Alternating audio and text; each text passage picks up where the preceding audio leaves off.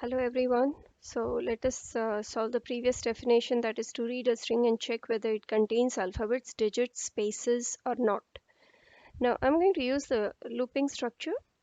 As with the one of the very recent previous definition, I'm going to use the same structure. Actually, I could have continued with that video and added just the change in this video, but for those who have joined now, let us solve it for them. So we will declare those variables which I would be needing for my code. Because I'm interested to check whether it contains alphabets, digits, and spaces, I'm going to make sure that I'm converting it into one of the cases so that I have to write in a less number of conditions. Now, this time for a change, I'm going to use in the lowercase method. So B is my string now, with all the alphabets converted to lowercase and the non-alphabetic characters remain as it is. N will contain the uh, length of the string, and a counter will be used to count how many alphabets, digits, and spaces have been extracted so far. So in the beginning, we are making an assumption that there is no character from the character set. So for all the characters in the character set, I'm going to run my for loop. So what are we going to do here? We're going to extract one character at a time from B, from the ith position. Now, there are three possibilities to what can be there in X.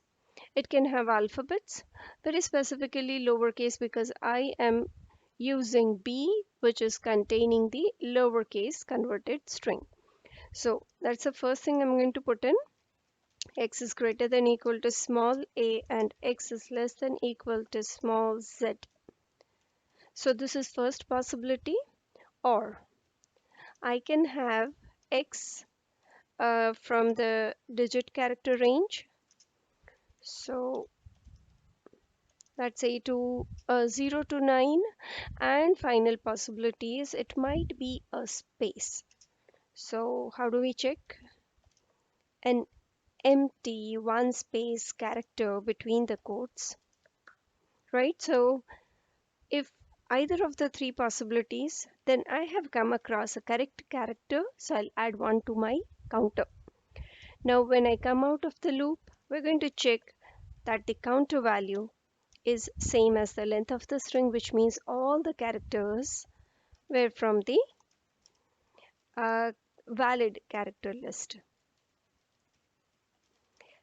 If at least one of them was a non-valid character, my counter would be smaller than n. So, so it would basically not match.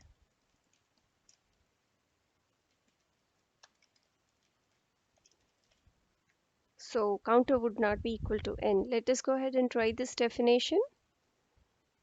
This is very similar to the previous one. The only thing that I have done here is an addition. The addition is for the space character. And another change I have done is that in the previous one I used the two uppercase. Now this time I have used the two lowercase. So this is a valid character set. So let me put in digit characters. So this is also correct. Spaces, again it is correct.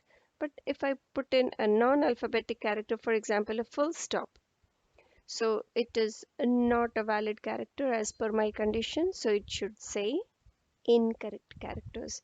My code is working fine, though this is a longer way of solving. The previous definition using patterns was an easier way. You can still go ahead and try this out, and we'll meet with a new definition in the next video.